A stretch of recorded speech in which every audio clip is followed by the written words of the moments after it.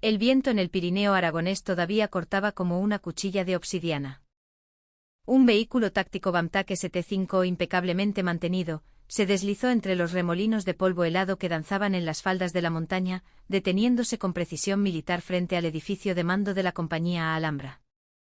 Del vehículo descendió una mujer que apenas parecía haber superado la treintena, la sargento primero Sofía Herrera. Su uniforme de campaña planchado hasta la perfección, su postura erguida e inquebrantable y sobre todo, la profunda y serena firmeza de su mirada, eran la prueba irrefutable de que no era una suboficial cualquiera. A sus órdenes. Soy la sargento primero Sofía Herrera, presentándome a mi destino como suboficial mayor de la compañía Alhambra, anunció con voz clara y potente frente a la puerta del despacho del capitán. Unos segundos después, una voz arrastrada y teñida de aburrimiento le respondió desde el interior. Adelante.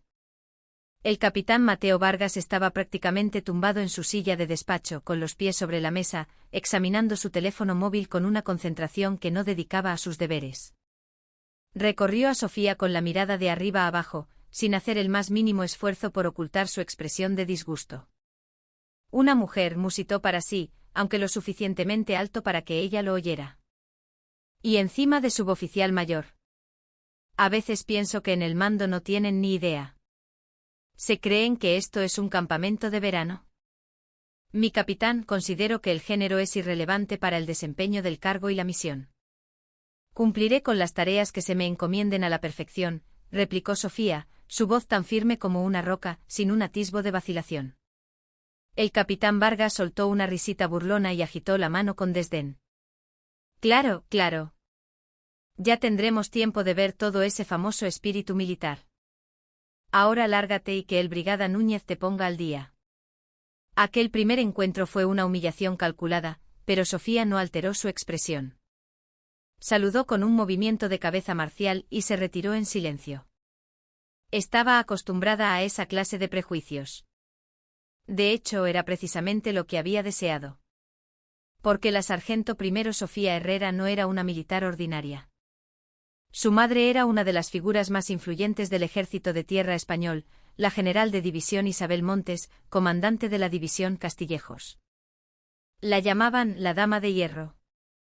Su tía, la hermana mayor de su padre, era la general de división Elena Castillo, la primera mujer en comandar el mando de operaciones especiales, MOE, una leyenda viva. Y para rematar, su otra tía, la hermana de su madre, era la coronel Lucía Torres, jefa de la policía militar, la mujer encargada de extirpar como un cirujano cualquier atisbo de corrupción dentro del ejército. ¿Por qué una mujer con semejante linaje estaba sirviendo como suboficial en una remota compañía de cazadores de montaña en el Pirineo? La razón era una y muy simple, sus propias convicciones. Antes de alistarse, le había suplicado a su madre. Mamá, si he decidido seguir el camino militar, no quiero hacerlo bajo la sombra de nadie. Quiero que me valoren por mi propia capacidad, crecer por mi propio esfuerzo. Por favor, borra toda la información que me vincule a ti y a la familia de mi historial. Déjame ser simplemente Sofía Herrera. La general Montes, viendo en los ojos decididos de su hija un reflejo de su propia juventud, accedió tras una larga reflexión. Usando su acceso restringido al sistema de personal, modificó la información familiar de Sofía, dejándola simplemente como información familiar militar no pública. Como resultado, el número de personas en todo el ejército que conocían su verdadera ascendencia se podía contar con los dedos de una mano. Sofía no quería ser la sombra de su madre, quería convertirse en su propia estrella. Se graduó como la número 1 de su promoción en la Academia General Básica de Suboficiales, obtuvo la calificación de aptitud de combate de élite y ganó múltiples competiciones tácticas, demostrando su valía una y otra vez. Su vocación era genuina. Sin embargo, la compañía Alhambra, su nuevo destino, era un mundo extrañamente retorcido, muy alejado de sus ideales. Había una palpable falta de vitalidad en los ojos de los soldados, y los otros mandos intermedios vivían pendientes del humor del capitán Vargas.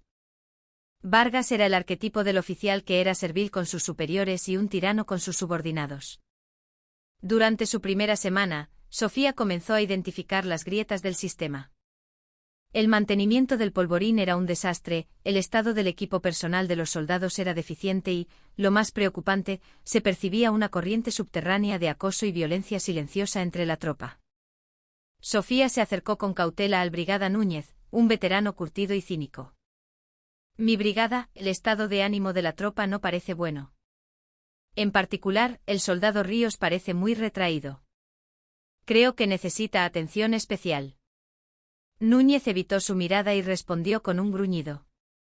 Sargento, no intentes cambiar el mundo el primer día. Los chicos aquí son lo que son. No busques problemas donde no los hay y limítate a mantener contento al capitán. Es la forma más fácil de sobrevivir aquí. Estaba claro que se había rendido, completamente asimilado por los métodos de Vargas. Pero Sofía no se rindió. Se esforzó por comunicarse directamente con los soldados, visitando las camaretas en los descansos, charlando con ellos y, durante las maniobras, ayudando a los que se quedaban atrás, cargando parte de su equipo para animarlos. Los soldados, inicialmente recelosos, empezaron a abrirse poco a poco a ella. Pero cada uno de sus movimientos era observado por el capitán Vargas. A sus ojos las acciones de Sofía no eran más que un desafío directo a su liderazgo, un acto peligroso que amenazaba la estabilidad que él había impuesto. La llamó a su despacho. Sargento Herrera, ¿a qué coño está jugando? ¿Se cree que esto es una ONG?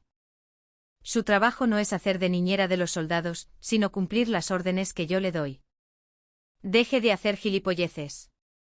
Mi capitán, el deber del suboficial mayor es asistir al mando, gestionar al personal y mantener la capacidad de combate de la compañía. Simplemente estoy cumpliendo con mi deber. Mire cómo me contesta. ¿Dónde aprendió esa insolencia? Ahora entiendo por qué no quería mujeres en mi compañía. Sois demasiado emocionales, ineficientes y destrozáis la cadena de mando. La voz de Vargas subió de volumen hasta convertirse en un grito, y golpeó el escritorio con el puño. En mi compañía, las cosas se hacen a mi manera. Por mucho que patalee, aquí yo soy el rey y yo soy la ley. ¿Le ha quedado claro? Sofía se mordió el labio y su mirada se volvió fría como el hielo de un glaciar. Supo instintivamente que no podía retroceder. No era una simple diferencia de opinión, era una encrucijada entre someterse a la injusticia o resistir. No puedo obedecer órdenes que considero injustas. Esa frase congeló el aire del despacho. El rostro de Mateo Vargas se congestionó de rabia. La fulminó con la mirada y siseó con una voz cargada de veneno. Muy bien. Usted ha elegido su camino, sargento. Vamos a ver hasta dónde llega. A partir de ese día, la afilada y silenciosa cuchilla del capitán Vargas comenzó a dirigirse directamente hacia Sofía Herrera. La venganza de Vargas fue sutil y sistemática. Le asignaba deliberadamente tareas imposibles, como catalogar a mano todo el equipamiento obsoleto de la compañía en una sola noche. O convocaba una alerta de movilización general en plena madrugada para luego humillarla delante de toda la tropa porque su equipo estaba listo un minuto más tarde de lo exigido. ¿Veis esto? Por culpa de vuestra suboficial mayor, estáis todos aquí pasando frío. Por su culpa nuestra capacidad de combate se resiente. Es que no tiene ni un ápice de sentido de la responsabilidad, gritaba. Los soldados no decían nada, pero sus miradas resentidas se clavaban en Sofía. Vargas la estaba aislando, utilizando a la propia tropa como un arma contra ella. El incidente más humillante ocurrió durante una evaluación de tácticas de pelotón. Sofía, como jefa de escuadra, lideraba a su unidad hacia un objetivo. Su juicio y liderazgo eran impecables. De repente la voz de Vargas crepitó en la radio. Alhambra 1, repliéguense inmediatamente. Reagrupamiento en la cresta a 300 metros al sur. No pregunten, solo ejecuten. La orden era incomprensible. El objetivo estaba al alcance de la mano, y una retirada significaba un fracaso táctico rotundo. Sofía agarró el transmisor. Mando, aquí Alhambra 1. La resistencia enemiga es mínima, podemos asegurar el objetivo. Solicito reconsiderar la orden de retirada. Cállese. ¿Me está cuestionando? He dicho que se replieguen ahora mismo. Es una orden. Finalmente Sofía no tuvo más remedio que obedecer. Tras el ejercicio, en la reunión de evaluación con toda la compañía presente, Vargas la señaló directamente. El fracaso de esta maniobra es enteramente culpa de la sargento Herrera. Intentó actuar por su cuenta, ignorando las órdenes del mando, y comprometió toda la operación. No entiendo cómo alguien con esa mentalidad puede ostentar su cargo. Era una mentira flagrante. Había tergiversado sus propias órdenes para cargarle toda la responsabilidad.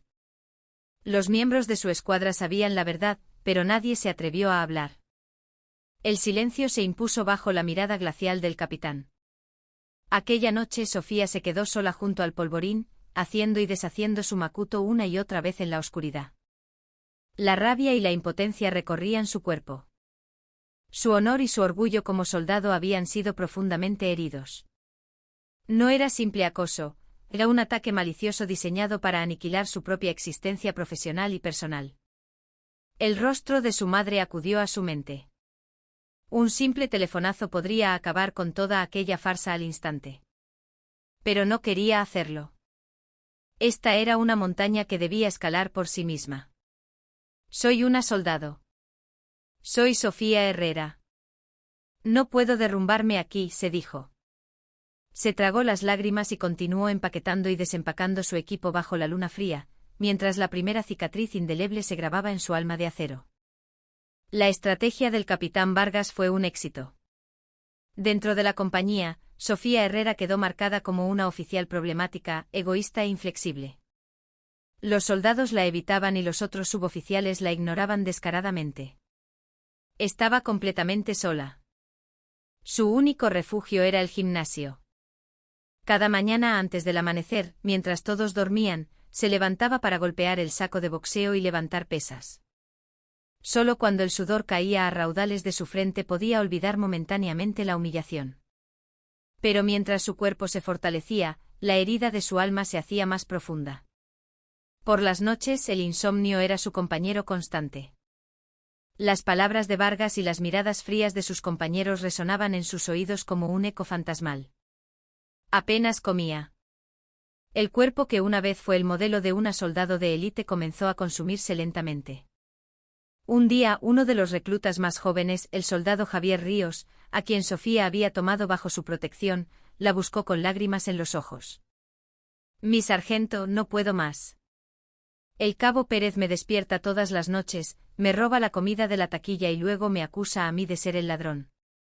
Se lo dije al brigada, pero me dijo que aguantara y no causara problemas. La mirada de Sofía se afiló. Inmediatamente llamó al cabo Pérez para pedirle explicaciones. El cabo lo negó todo con un descaro absoluto. El asunto llegó inevitablemente a oídos de Vargas. Convocó a Ríos, a Pérez y a Sofía a su despacho. Mirando al joven soldado, le preguntó: «Ríos, ¿has ido a lloriquearle a la sargento?». El chico, aterrorizado, bajó la cabeza. Vargas se volvió hacia Sofía con una sonrisa de suficiencia. «Sargento, otra vez creando problemas. Son cosas de críos, pueden tener sus más y sus menos. ¿De verdad es necesario montar este circo? Por su culpa, solo les complica la vida a los soldados». Y entonces, delante de todos, abofeteó a Ríos con fuerza. ¿Con esa mentalidad de mierda pretendes servir en el ejército?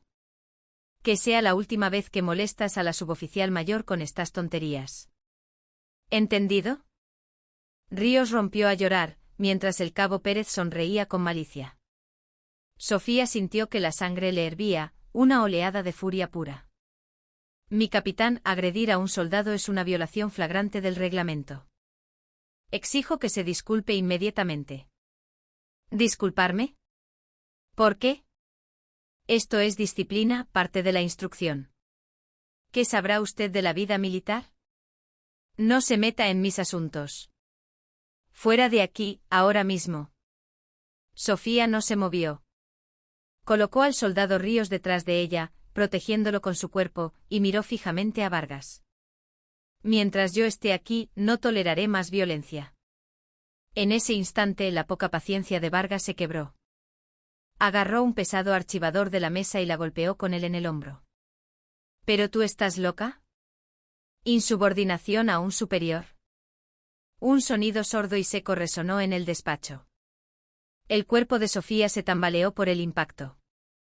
Un dolor agudo le recorrió el hombro, pero no emitió ni un solo quejido. Se mantuvo firme desafiándolo con la mirada, una mirada que decía, jamás me vencerás. Tras ese incidente sobre Sofía cayó oficialmente la acusación de insubordinación. Vargas informó a su comandante que la nueva suboficial no entendía la disciplina militar, que se oponía a sus órdenes sistemáticamente e incluso incitaba a la tropa a socavar la cadena de mando. El comandante, creyendo la versión de su capitán, reprendió severamente a Sofía. Su fortaleza se había convertido en una prisión. Levantó los muros aún más alto para protegerse, pero dentro se estaba desmoronando sola. Con el paso del tiempo el estado de Sofía empeoró. Las pesadillas la atormentaban por la noche y durante el día, sufría de inexplicables dolores de cabeza y mareos. Las yemas de sus dedos se entumecían y a veces, sus manos comenzaban a temblar con un temblor fino e incontrolable. En una ocasión, durante una práctica de tiro, su mano tembló tanto que no pudo acertar en el blanco. Para ella, una tiradora experta, aquello era inconcebible. Vargas no desaprovechó la oportunidad. ¿Lo veis? ¿Qué os dije? Por esto las mujeres no sirven para esto. Un poco de presión y se pone a temblar como un flan. Si estallara una guerra, sería la primera en salir corriendo. Las risas de sus compañeros se clavaron en su espalda como puñales. Sofía no pudo defenderse. Ni siquiera ella misma entendía qué le estaba pasando a su cuerpo. Se repetía a sí misma que era solo estrés, que si aguantaba un poco más todo pasaría. Pero los síntomas se agravaron. Un día, en el comedor, mientras llevaba su bandeja, las piernas le fallaron de repente y se derrumbó. La bandeja cayó al suelo con un estrépito que atrajo todas las miradas. Vargas se acercó chasqueando la lengua. Sargento Herrera, usted es un caso. ¿Ni siquiera tiene fuerzas para llevar un plato de comida? ¿Cómo piensa servir en el ejército con esa debilidad? Váyase a la enfermería, o mejor, vuelva a casa a que su mamá le dé el biberón. La palabra mamá fue como una daga en su corazón. Intentando aparentar normalidad, recogió el desastre del suelo y se levantó, pero sus piernas temblaban tanto que apenas podía mantenerse en pie. Su cuerpo le estaba enviando una clara señal de advertencia. Como una brújula rota, se movía sin control en contra de su voluntad. Su creencia de toda la vida de que la mente podía dominar la materia se estaba desmoronando. Fue a la enfermería. El médico militar, tras escucharla y realizar algunas pruebas neurológicas básicas, frunció el ceño. Parece agotamiento nervioso por estrés, pero los síntomas son algo atípicos. Le recetaré unos tranquilizantes y vitaminas. Intente descansar. Si no mejora, tendrá que ir a un hospital más grande. Pero Vargas no le dio tregua. Acusándola de fingir una enfermedad, la presionó aún más, asignándole guardias nocturnas consecutivas y todo tipo de tareas menores. Hubo días en los que Sofía apenas dormía 2 o 3 horas. Su cuerpo y su mente estaban al límite. Su voluntad de acero, antes inquebrantable, estaba a punto de hacerse añicos. La aguja de su brújula vital giraba sin control, su vida pendía de un hilo. Aquel invierno una ola de frío histórica azotó el Pirineo aragonés. La sensación térmica descendió hasta los 30 grados bajo cero. En esas condiciones, el capitán Vargas insistió en llevar a cabo unas maniobras tácticas. El verdadero temple de un soldado se forja en estas condiciones. ¿Alguien tiene alguna queja?, espetó, y su mirada gélida silenció cualquier posible protesta. La dureza del entrenamiento superó cualquier límite imaginable.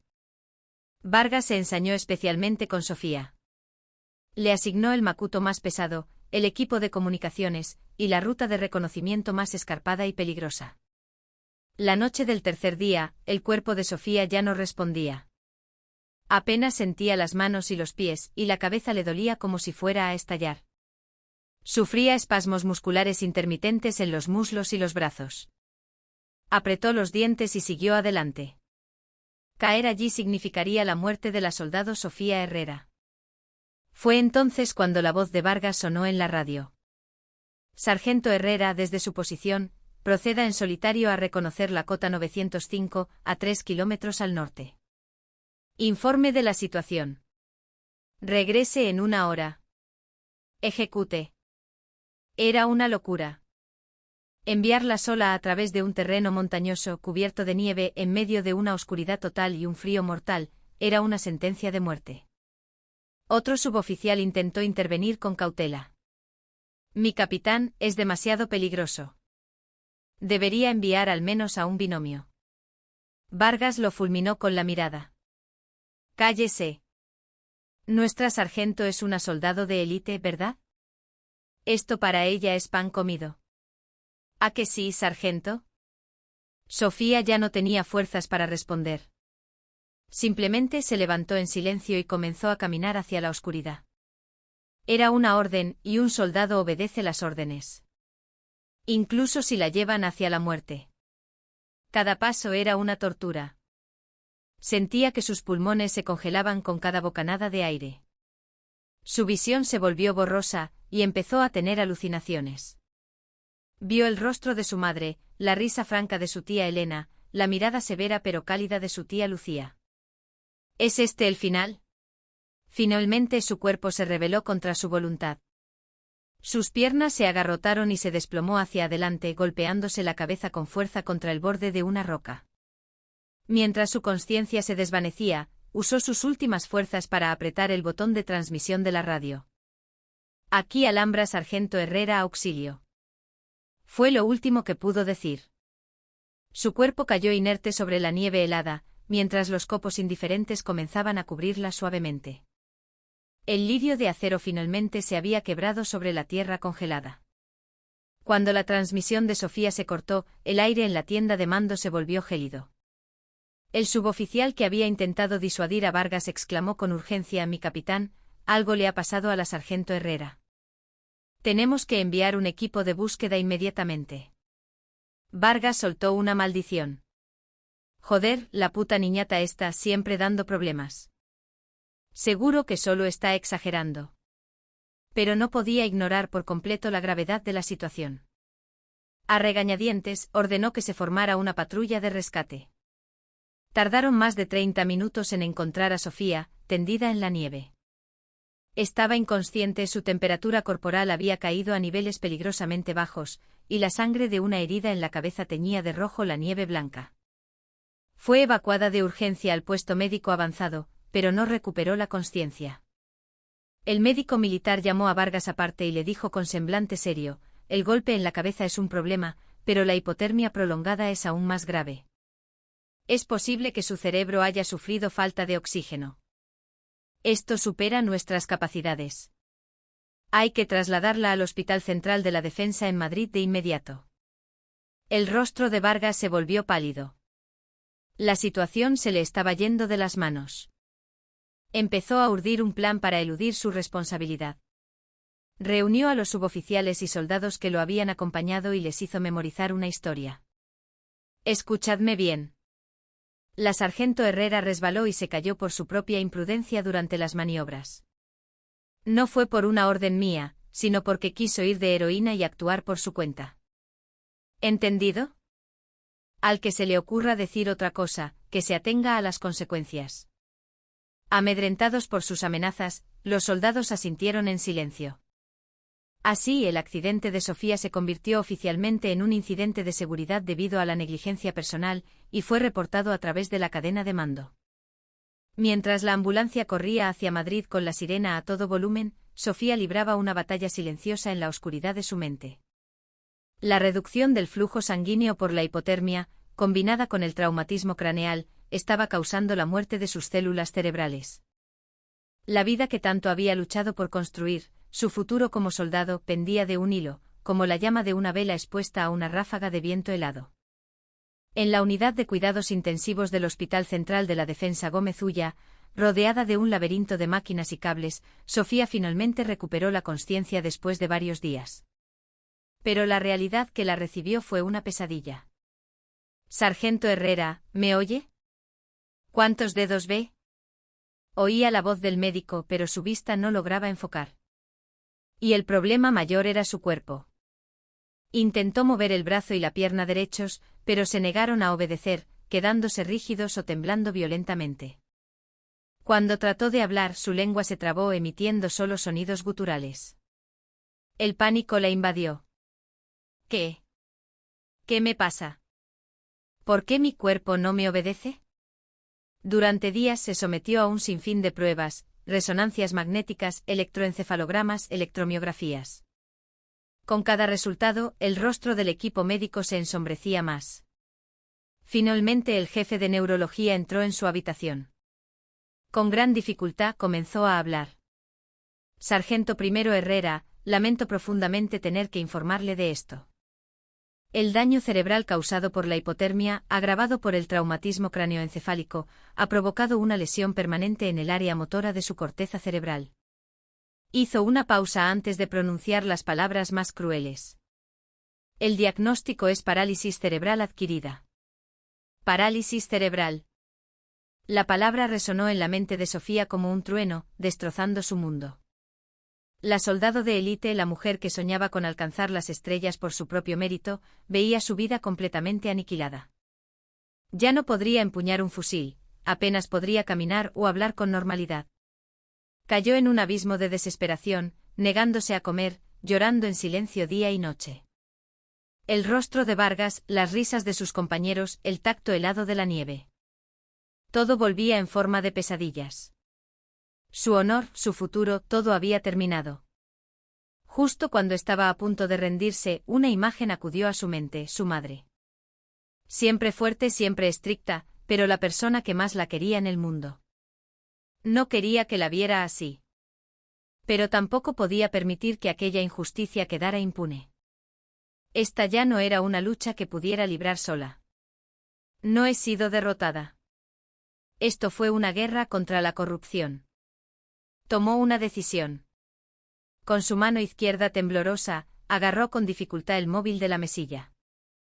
Incluso pulsar la pantalla requirió decenas de intentos. Finalmente mantuvo pulsado el número 1 de marcación rápida. Tras unos tonos, una voz familiar, llena de autoridad y cariño, respondió. Sofía, ¿eres tú? Era su madre. Sofía contuvo a duras penas un sollozo y con una voz arrastrada pero clara, dijo, mamá, soy Sofía. Estoy un poco enferma. La general de división Isabel Montes reconoció al instante el temblor, el dolor en la voz de su hija. Hubo un breve silencio al otro lado de la línea. Era la calma que precede a la más violenta de las tormentas. ¿Dónde estás? Dime dónde estás ahora mismo. En el Gómez Ulla en Madrid. Entendido. No te preocupes por nada. Quédate ahí. Mamá va para allá. La llamada terminó. A Sofía se le cayó el móvil de la mano. Sentía que había agotado hasta su última gota de energía. Pero extrañamente una sensación de paz la invadió. Ya no estaba sola. Con su propio dedo tembloroso acababa de pulsar el botón que desataría el huracán más poderoso de España. Tras salir de la habitación de Sofía, el comandante médico Ana Romero regresó a su despacho con expresión sombría. Contempló el diagnóstico que acababa de firmar, lesión adquirida de la corteza motora cerebral por trastorno de estrés postraumático y exposición a hipotermia, es decir, parálisis cerebral. Como médico sentía una pesada responsabilidad por la vida truncada de una soldado joven y competente. Releyó el informe del accidente que acompañaba el historial, pérdida y accidente de seguridad durante maniobras en condiciones de frío extremo por negligencia personal. Algo no cuadraba. La gravedad de las lesiones de Sofía era desproporcionada para un simple resbalón. Especialmente el hecho de haber estado expuesta a una hipotermia severa durante tanto tiempo le resultaba sospechoso. Usando su autoridad, solicitó los registros médicos de Sofía en su unidad de destino, la compañía Alhambra. Lo que descubrió fue alarmante. Desde su llegada, Sofía había visitado la enfermería en múltiples ocasiones por síntomas neurológicos, dolores de cabeza, mareos, temblor en las manos. A pesar de estas claras señales de advertencia, la unidad la había enviado a participar en unas maniobras de invierno de extrema dureza sin tomar ninguna precaución. Esto no puede ser un simple accidente, pensó. Su conciencia le dictaba que debía informar de sus hallazgos a una autoridad superior. Pero se trataba de una unidad de primera línea, y sabía lo hermético que podía ser el ejército. Una simple médico comandante levantando la voz podría ser ignorada, o peor aún, sufrir represalias. Mientras deliberaba, el teléfono de su escritorio sonó estridentemente. El identificador de llamada mostraba, Cuartel General, División Castillejos. Tragó saliva y descolgó el auricular. A sus órdenes. Comandante médico Romero, Hospital Central de la Defensa. Al otro lado de la línea, una voz de mujer, fría y con un carisma arrollador, le habló. Soy la general de división Isabel Montes, comandante de la División Castillejos. Necesito hacerle unas preguntas sobre la sargento primero Sofía Herrera, ingresada en su hospital. ¿Isabel Montes? ¿La Dama de Hierro? La legendaria oficial. La comandante Romero se enderezó en su silla instintivamente. Sí, mi general. Dígame. Infórmeme sin omisiones ni adornos sobre el estado exacto, el diagnóstico y la causa de la condición de la sargento Herrera. Basándose únicamente en su criterio médico sin una pizca de falsedad. Su voz tenía un poder que parecía penetrar directamente en la conciencia del médico. La comandante Romero supo que ya no había lugar para la duda. Le contó todo lo que había descubierto, el diagnóstico de parálisis cerebral, los síntomas neurológicos previos al accidente y el sospechoso informe oficial de la unidad. Mi general, desde mi punto de vista médico, la condición de la sargento Herrera es el resultado de un estrés extremo acumulado y una presión física prolongada, con la hipotermia y el traumatismo craneal como golpe de gracia final. Considerarlo un simple accidente de seguridad plantea muchas dudas. Hubo un largo y tenso silencio al otro lado. Finalmente la general Montes volvió a hablar. Su voz era ahora mucho más grave, más fría, como el acero templado. Entendido, comandante. Le agradezco su sinceridad. Clasifique inmediatamente como secreto todos los registros médicos y hallazgos relacionados con la sargento Herrera. No se divulgará absolutamente nada al exterior. Y para mañana por la mañana, quiero que prepare una lista con los mejores especialistas en rehabilitación y neurología del país y me la envíe directamente. Es una orden. A sus órdenes, mi general. Tras colgar, la comandante Romero sintió un sudor frío recorrerle la espalda. Tuvo una premonición. Una tormenta de proporciones épicas se estaba gestando. Y el ojo de ese huracán apuntaba directamente a una pequeña y remota compañía en lo alto de los Pirineos. Al terminar la llamada con su hija, la general Isabel Montes se hundió en el sillón de su despacho. La imponente figura de la general había desaparecido, reemplazada por una madre cuyo corazón estaba siendo torturado por el eco de la voz rota de su hija. Mamá, estoy enferma. Esa pronunciación torpe, esa respiración entrecortada, sus instintos, afinados en décadas de servicio, le gritaban que algo terrible había sucedido. El informe del médico confirmando la parálisis cerebral fue la sentencia que hizo añicos su corazón. Su orgullosa hija, la que había renunciado a cualquier privilegio para forjarse un nombre por sí misma, había sido aplastada por la violencia institucional del propio ejército al que amaba. Sintió que las lágrimas pugnaban por salir, pero no era momento para el dolor. Era momento para la ira. Y para la acción. Cerró los ojos un instante. Las convicciones que había defendido toda su vida, la lealtad a su país, el honor militar, parecían desmoronarse ante el sufrimiento de su hija. Pero no. Precisamente por eso, debía actuar. Si no extirpaba el tumor purulento, la gangrena se extendería por todo el cuerpo del ejército. Levantó el teléfono. Su primera llamada fue al mando de operaciones especiales. Soy Isabel Montes. Póngame con la general Castillo. Ahora mismo. Un momento después, una voz enérgica y rotunda respondió. Era la general de división Elena Castillo, la primera mujer comandante del MOE. La tía paterna de Sofía. Isabel, ¿qué ocurre a estas horas? Elena, necesito que para mañana a primera hora prepares uno de tus helicópteros más rápidos. Destino, el cuartel del Regimiento Galicia 64 en Jaca. Tienes que venir conmigo. La general Castillo captó de inmediato la gravedad en la voz de Isabel. No hizo preguntas. Entendido, Isabel. A las 8 en punto un helicóptero estará en tu cuartel general. La segunda llamada fue a la jefatura de la Policía Militar en Madrid. A su propia hermana y tía materna de Sofía, la coronel Lucía Torres. Isabel, ¿qué pasa en plena noche? Lucía, mañana por la mañana quiero que reúnas a tus mejores investigadores, incluyendo al equipo de forenses, y formes un equipo especial. Tienen que estar listos para desplegarse en Jaca en cuanto yo dé la orden.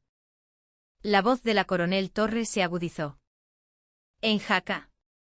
¿Ha ocurrido algo grave? Le ha pasado algo a Sofía, dijo Isabel con frialdad. Algo muy malo. Al otro lado se oyó una exclamación ahogada. La coronel Torres adoraba a su sobrina. ¿Qué unidad? Su unidad. Compañía Alhambra, Tercer Batallón, Regimiento Galicia 64. Entendido, Isabel. Tendré todo preparado y esperaré tu señal. Tras finalizar las llamadas, Isabel Montes se quedó mirando la oscuridad tras la ventana. Sus ojos ya no reflejaban tristeza, sino una furia helada que ardía con luz propia. No podía perdonar a quienes se habían atrevido a tocar a su hija. No a quienes se habían atrevido a mancillar el honor de un soldado de España. Se quitó la guerrera de general y empezó a ponerse el uniforme de campaña. Mañana no actuaría como la comandante de la división Castillejos.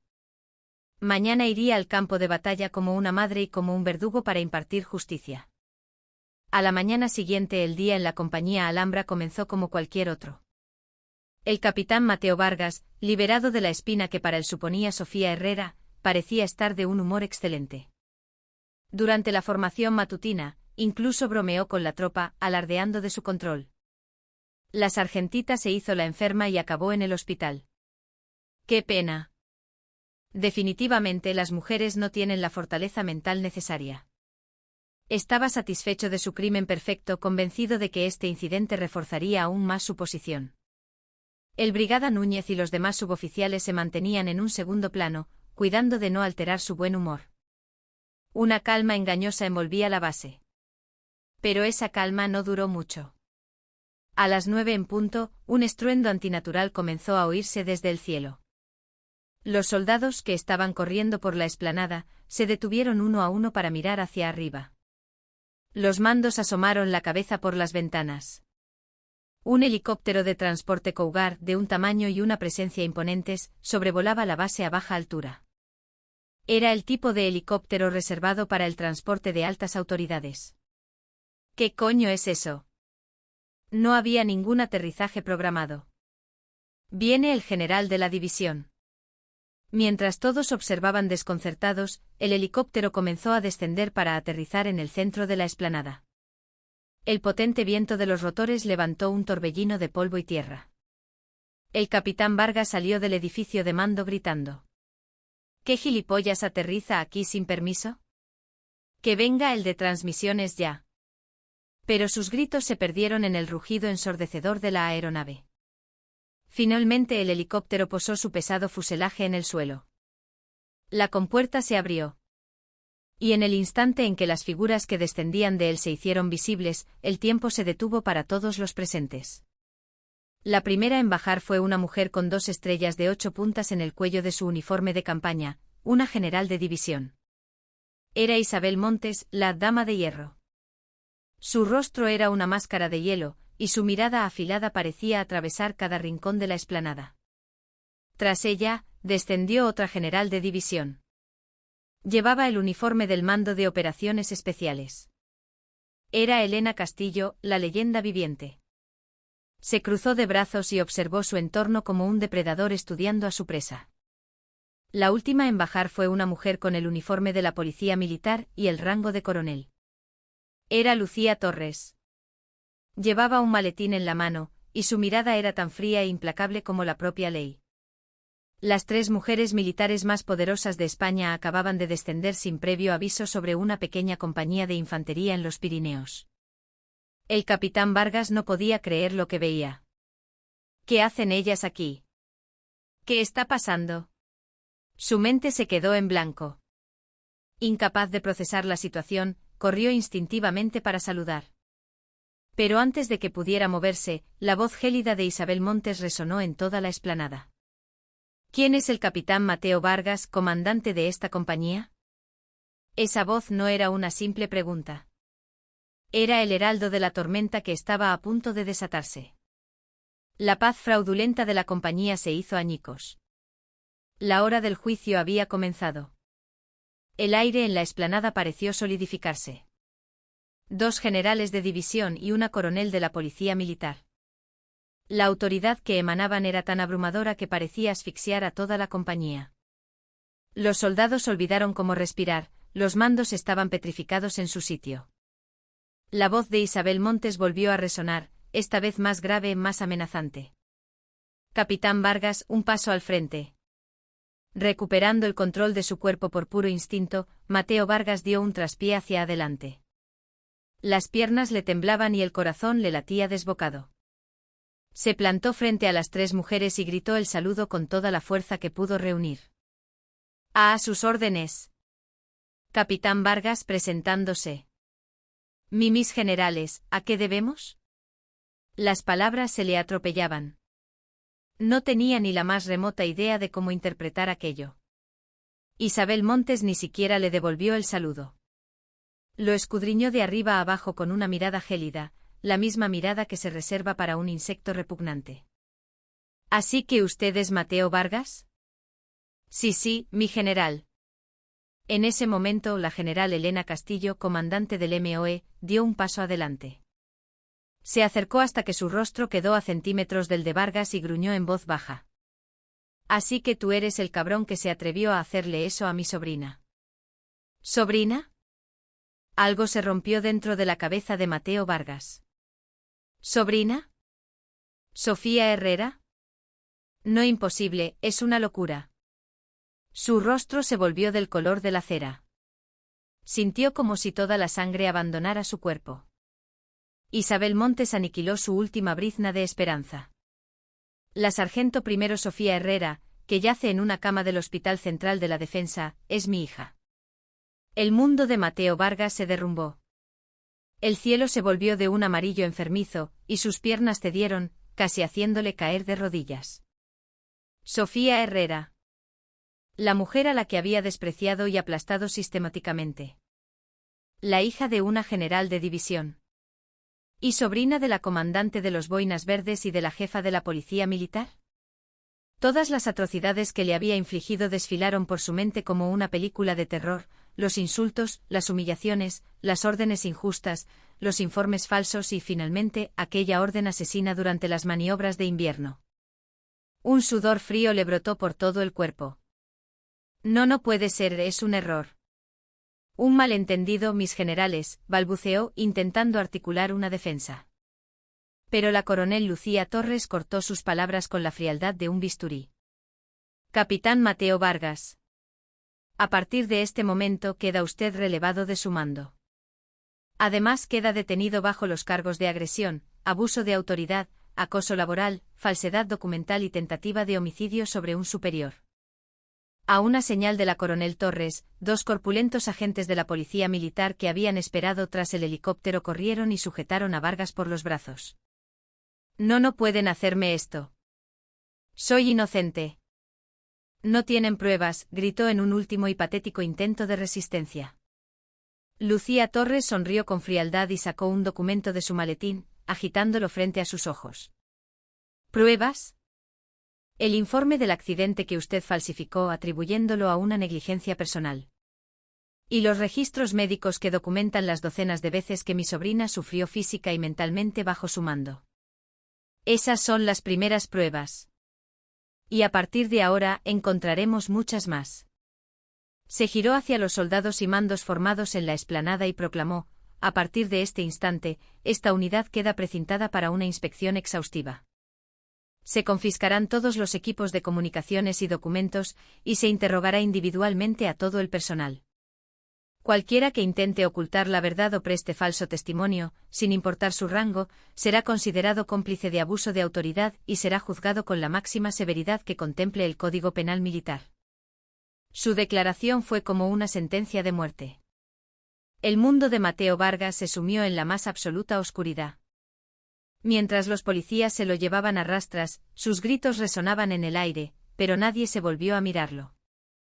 El helicóptero del juicio se había transformado en una guillotina, y la cabeza del rey corrupto acababa de rodar. Tras la detención de Vargas, un pesado silencio se apoderó de la explanada. Isabel, Elena y Lucía, las tres mujeres, comenzaron a moverse, cada una canalizando su furia de una manera diferente.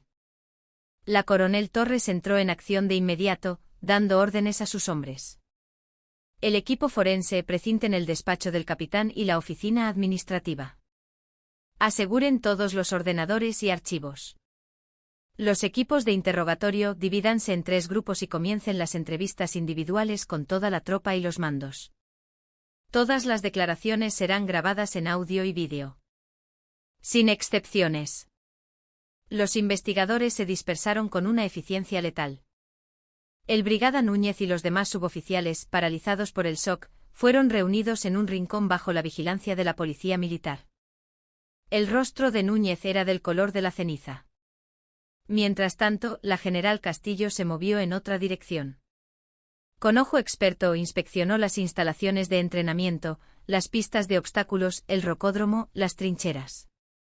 Como maestra de la instrucción en operaciones especiales, podía medir la disciplina de una unidad con solo mirar el estado de su equipo. Agarró una cuerda de escalada vieja y deshilachada y tiró de ella con fuerza. Luego se giró hacia el comandante del batallón, que había llegado corriendo y estaba pálido como un fantasma. «Comandante, ¿con esta basura entrenan a sus hombres? ¿Acaso la vida de un soldado español no vale nada para usted? Quiero aquí, ahora mismo, un inventario completo de todo el material de instrucción y los registros de inspección de seguridad. Como encuentre una sola firma falsificada, le juro que su carrera termina hoy». El comandante, al borde de las lágrimas, solo pudo gritar a sus órdenes y salir corriendo.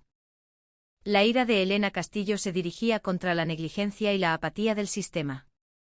Estaba decidida a arrancar de raíz toda la podredumbre del lugar donde su sobrina había sufrido. Isabel Montes, por su parte, permaneció inmóvil en el centro de la explanada. Simplemente observaba. Observaba el suelo polvoriento que su hija había pisado, el aire helado que había respirado, el paisaje que la había atormentado. Su silencio era más aterrador que cualquier grito. Era un juramento mudo de recordarlo todo, de juzgarlo todo. Sus ojos se posaron en un joven soldado que temblaba de miedo, pero en cuyo rostro se mezclaban la culpa y la tristeza. Era Javier Ríos, el soldado al que Sofía había defendido. La general Montes caminó lentamente hacia él. Todas las miradas la siguieron. Se detuvo frente al chico y con una voz sorprendentemente suave pero cargada de dolor, le preguntó: «Soldado, ¿conocías bien a mi Sofía?». Al oír su nombre de pila, los ojos de Javier Ríos se llenaron de lágrimas. Asintió, sollozando. La sargento Herrera era una gran persona, mi general. Fue la única que me defendió cuando me acosaban. Isabel Montes levantó una mano temblorosa y la posó suavemente en el hombro del soldado. Gracias. Gracias por decir eso, de verdad. Por un instante los ojos de la dama de hierro se enrojecieron. No era una general, era una madre. Pero tras ese breve momento de dolor, lo que surgió fue una furia aún más fría y colosal. Mi hija enfermó por proteger a sus hombres. ¿Y así es como la trataron? La ira de una madre, la ira de una tía, la ira de otra tía. 3 furias convertidas en un torrente de lava incandescente, listas para consumir el reino corrupto de la compañía Alhambra. La investigación de la policía militar fue fulminante. Con la caída del tirano Mateo Vargas, las verdades reprimidas durante tanto tiempo brotaron como un torrente. En su ordenador se encontraron pruebas de cómo había falsificado informes de entrenamiento para inflar sus méritos. También se descubrieron mensajes en redes sociales donde, junto a otros oficiales, se burlaba de Sofía, llamándola a la feminazi y planeando formas de atormentarla. En las salas de interrogatorio, los testimonios de los soldados no cesaban. Al principio temerosos comenzaron a hablar cuando la coronel Torres les garantizó total confidencialidad y protección. El capitán Vargas era especialmente cruel con la sargento Herrera. La humillaba delante de todos. La obligaba a hacer trabajo administrativo inútil hasta altas horas de la noche. Apenas dormía. Vi cómo la golpeaba cuando intentó ayudar al soldado Ríos. En las maniobras de invierno, todos le dijimos que era una locura, pero envió a la sargento sola a esa montaña. Fue un intento de asesinato. El brigada Núñez se derrumbó por completo. Confesó su cobardía, su complicidad por omisión. Lo siento. Tenía miedo. Sabía que si me enfrentaba a Vargas, mi carrera se acabaría. Vi cómo sufría la sargento, pero miré para otro lado. Soy un cobarde. El reino que Vargas había construido no se sostenía solo en su tiranía, sino en los pilares del silencio y la pasividad de los demás. Ahora esos pilares se desmoronaban, y el reino entero colapsaba. Al final de la tarde el informe preliminar era devastador. Los cargos contra Vargas se multiplicaban: abuso de autoridad, acoso, agresión agravada, falsedad documental, insubordinación a sus deberes. La lista era interminable. El brigada Núñez y otros mandos fueron acusados de encubrimiento y omisión del deber de socorro. La coronel Torres presentó el informe a su hermana. Isabel Montes lo escuchó sin mover un músculo. Cuando Lucía terminó, pronunció una sola frase. Asegúrate de que cada uno de ellos reciba la pena máxima que permita la ley. Con eso, todo quedó dicho.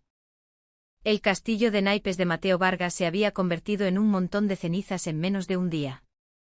Mientras la investigación seguía su curso, Isabel Montes se dirigió a las camaretas para ver la taquilla de su hija. Cruzó el pasillo precintado por la policía militar y se detuvo frente al metal gris con el nombre SGTO. Primero Herrera. El interior estaba tan impecablemente ordenado como el carácter de Sofía. Uniformes doblados con precisión milimétrica, libros militares y en un rincón, un pequeño diario. Isabel lo cogió con manos temblorosas. Dudó sintiendo que invadía la privacidad de su hija, pero necesitaba conocer la última pieza de la verdad. Lo abrió. Eran anotaciones cortas, fechadas.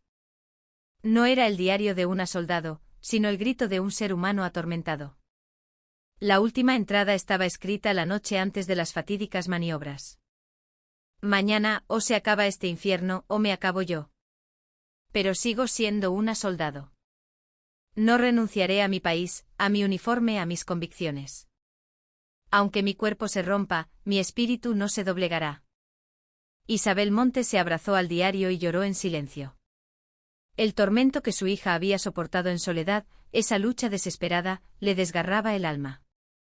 La verdad la atravesó como un fragmento de hielo. Su hermana Elena se acercó y la abrazó. Isabel, ya basta. Te vas a destrozar. Isabel se secó las lágrimas y se levantó. Sus ojos ya no mostraban dolor, sino una determinación de acero. No. Tengo que verlo. Y tengo que recordarlo. El dolor de mi hija, esta injusticia. Solo así podré asegurarme de que una tragedia como esta no vuelva a repetirse jamás. Guardó el diario junto a su corazón. Era más que una prueba, era el alma intacta de su hija y la razón por la que lucharía su nueva guerra. Esa tarde Isabel Montes voló en helicóptero al hospital en Madrid. Elena y Lucía se quedaron para supervisar el final de la investigación. En la puerta de la habitación, respiró hondo. Tenía que dejar atrás a la general y entrar como una madre. Cuando abrió la puerta, Sofía estaba mirando por la ventana. Al verla, sus ojos se abrieron de par en par. Mamá, logró articular. Isabel forzó una sonrisa y se acercó, sentándose a su lado y tomando su mano inmóvil entre las suyas. Sí, Sofía. Mamá está aquí. Las lágrimas que Sofía había contenido durante tanto tiempo rodaron por sus mejillas.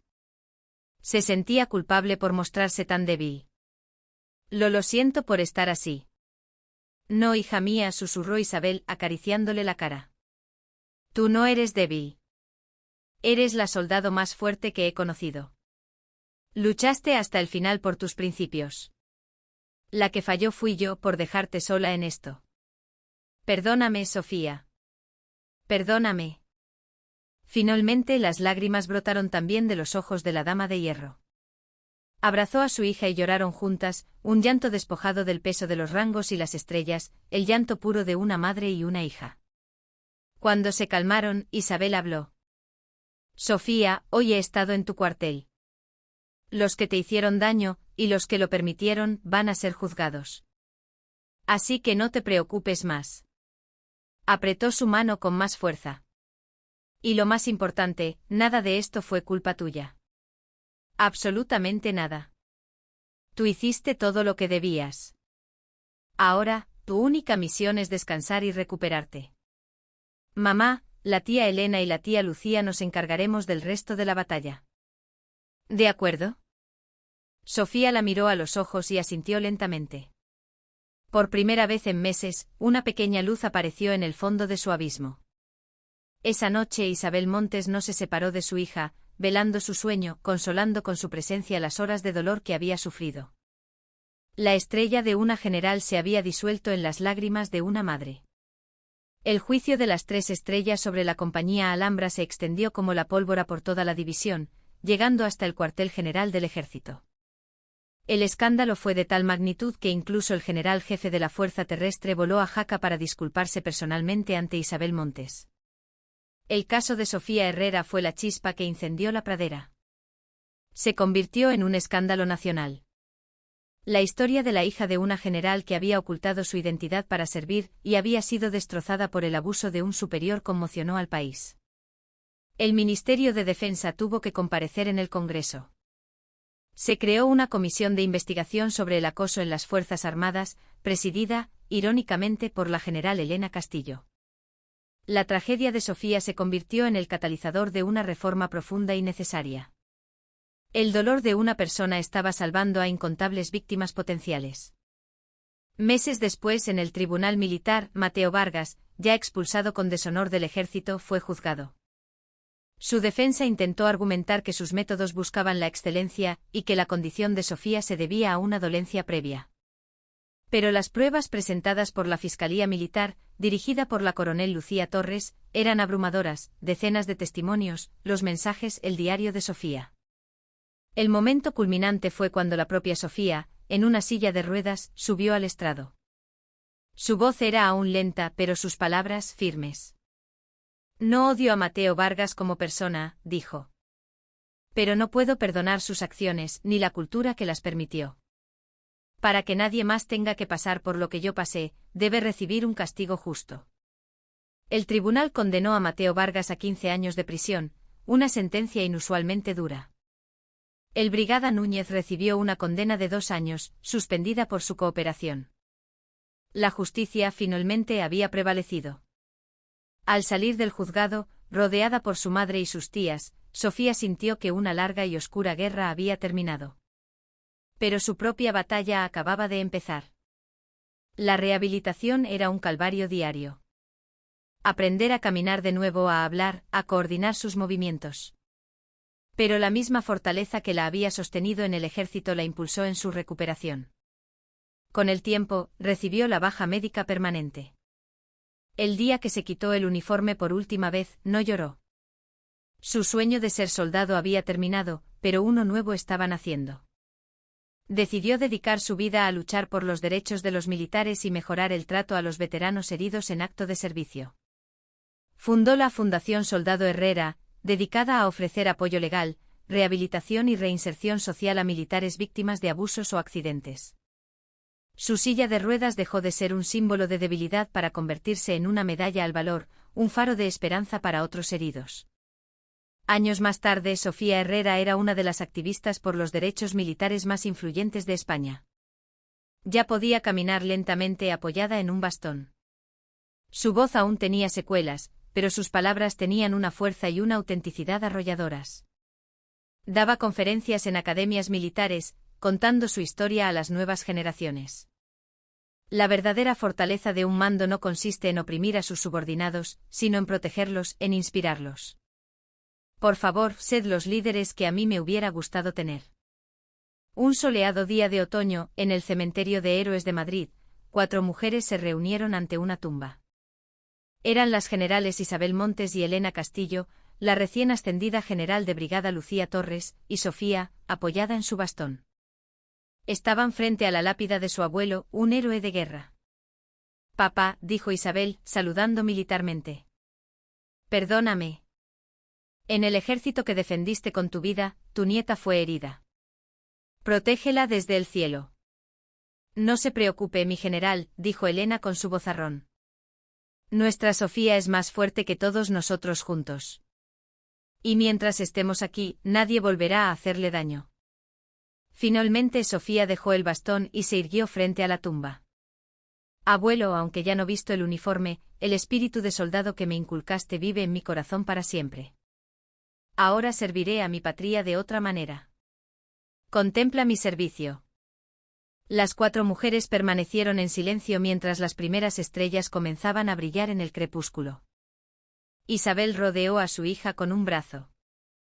Mira esas estrellas, Sofía.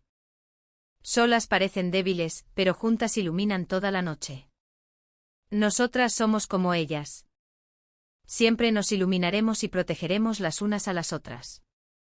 Sofía sonrió a su madre, una sonrisa profunda, hermosa, la sonrisa de alguien que ha vencido a la oscuridad.